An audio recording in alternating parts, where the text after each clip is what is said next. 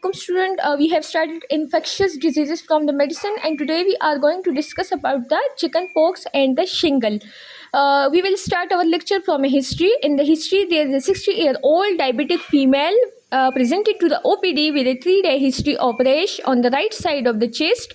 The rash is vesicular in nature and it is now spreading to the back. On examinations, she is febrile and the rash is vesiculopapular. Now, in this history, there are 4 risk factors. First, the patient is diabetic, that is immunocompromised, and she is presenting with a short acute history.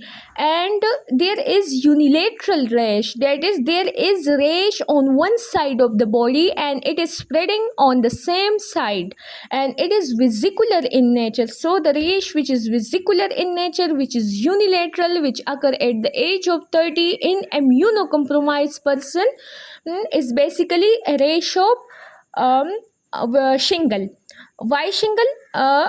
Shingle caused by the varicella zoster virus, because the patient is diabetic. Can be the patient is diabetic and the rash is unilateral, so our suspected diagnosis is shingle. So we will discuss about the chicken pox and the shingle and the difference between these two.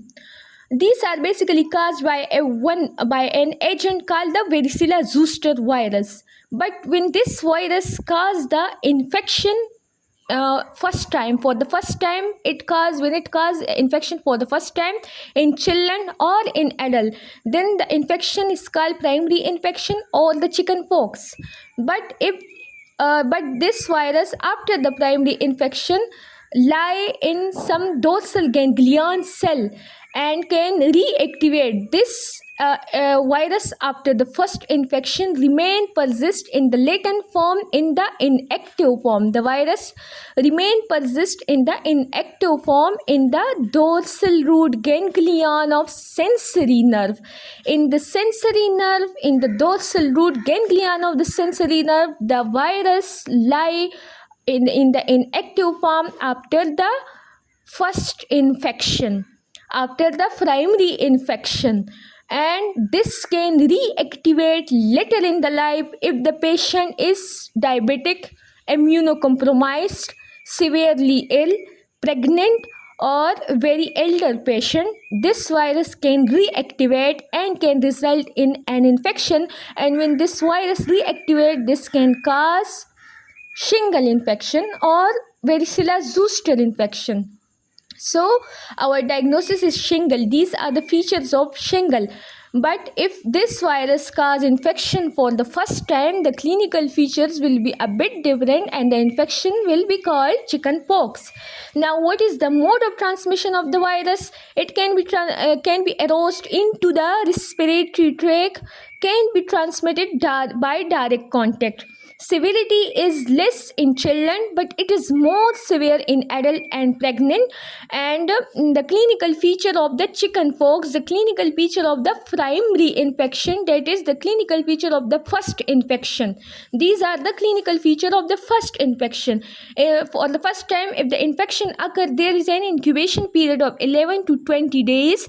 Then this period is characterized by a vesicular phase in which there is vesicular eruption vesicles form on the body, and first the vesicle involve the mucosal surface and then the vesicle spread in centripetal distribution. Then it distributes centripetally, which means that there will be more on the trunk, the vesicle will be more on the trunk, and on the limbs and periphery it will be less. This is called centripetal distribution. One is centrifugal distribution, which is occurring in measles. In measles, basically the limbs have abundant rash while the trunk have very little rash. But in the chicken pox, the vesicles are more on the trunk and very less on the limb. On the limb there are one or two or few vesicles, but on the trunk there are many more vesicles, and this is the clinical feature of the primary infection, that is initial infection. And after the rash, the lesion persists for 2 to 4 days, and it is associated with fever. And this progress within 24 hours. The rash convert into a macule, erased area.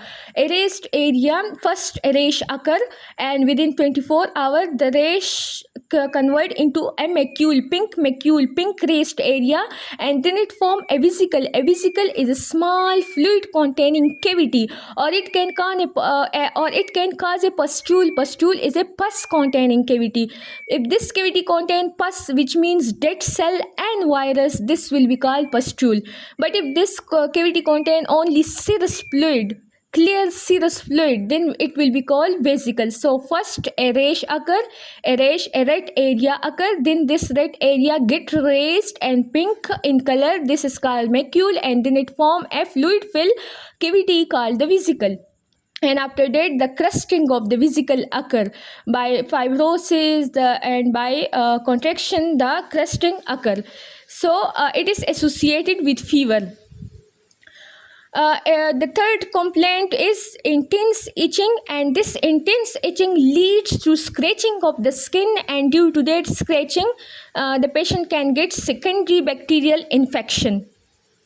It can cause cerebral ataxia and encephalitis. In adult, that is in pregnant women, and in immunocompromised adult, there is high risk of vessel involvement, which means there is risk of pneumonitis, hepatitis, encephalitis. The virus can involve the pulmonary tissue, can result in pneumonitis, can involve the liver, result in hepatitis, and can involve the CNS tissue and result in encephalitis. Pneumonitis is fatal, and it is more commonly occur in the smoker. Maternal infection early in the pregnancy result in developmental abnormality of the limbs, of the central nervous tissue, and of the eyes in the fetus.